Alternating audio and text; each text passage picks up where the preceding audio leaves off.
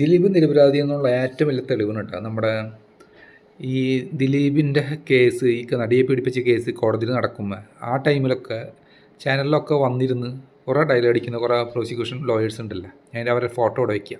പിന്നെ കുറേ ദിലീപിനെ എതിർക്കുന്ന കുറേ സാധനങ്ങളുണ്ടല്ലോ. ഇവരൊക്കെ ഒളിച്ചിരിക്കുന്നു. ഇപ്പം കോടതിയുടെ വിധി പകർപ്പ് വന്നതിന് ശേഷം ശ്രീജിത്ത് പണിക്കർ അവിടെ പൊളിച്ചടക്കുന്നുണ്ട്. ഒരു ഇതിന് മറുപടി കൊടുക്കാൻ പറ്റിയിട്ടുണ്ട്.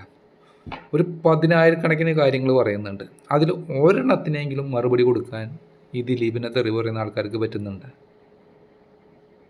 എന്തിനാണ്? ഇതിൽ നിന്ന് തന്നെ മനസ്സിലായിക്കൂടെ ദിലീപ് നിരപരാധിയാണെന്നുള്ള? വേറൊന്നും വേണ്ട. ഈ കാര്യം തന്നെ ആലോചിച്ചാൽ മതി. ദിലീപ് നിരപരാധിയാണെന്നുള്ളതിന് 100% തെളിവാണ്.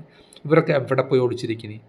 ആ കോടതി പകർപ്പ് കൊണ്ടുവന്ന് വന്നിട്ട് ശ്രീജിത്ത് പണിക്കർ പറയുന്ന ചോദ്യങ്ങൾക്കും അത് മറുപടി പറയും.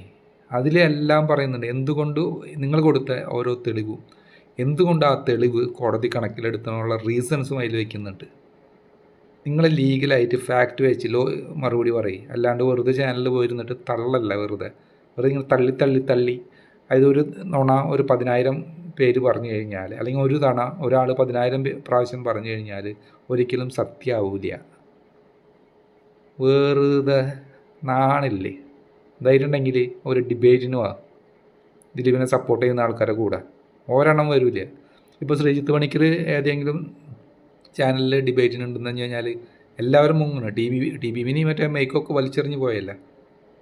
ശ്രീജിത്ത് പണിക്കർ വേറെ ദിലീപിനെ സപ്പോർട്ട് ചെയ്യുന്ന ആരെങ്കിലും ഉണ്ടെന്ന് കണ്ടു കഴിഞ്ഞാൽ ഒരാളും വരുന്നില്ല ഡിബേറ്റിന്.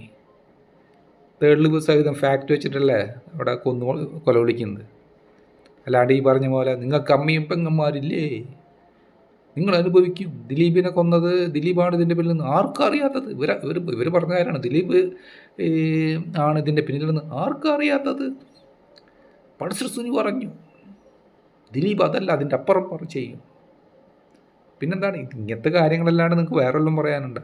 വേറെ എന്തെങ്കിലും പറയാനുണ്ട്?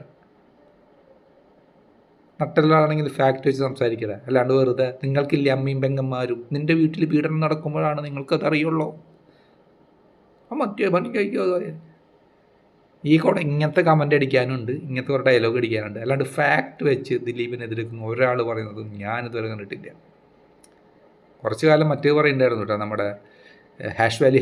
എന്താണ് ഹാഷ് വാലി എന്ന് അറിയില്ല. എന്ത് പറഞ്ഞാലും ഹാഷ് വാലി കിട്ടുമല്ലോ ദിലീപിൻ്റെ. ഹാഷ് വാലി അതും പൊളിച്ചടുക്കിയിട്ടുണ്ട്. ഇപ്പോൾ ഹാഷ് വാലി ഒന്നും ഉണ്ടാൻ പറ്റില്ല. അയ്യോ, ഇനി എന്ത് പറയും മാര്.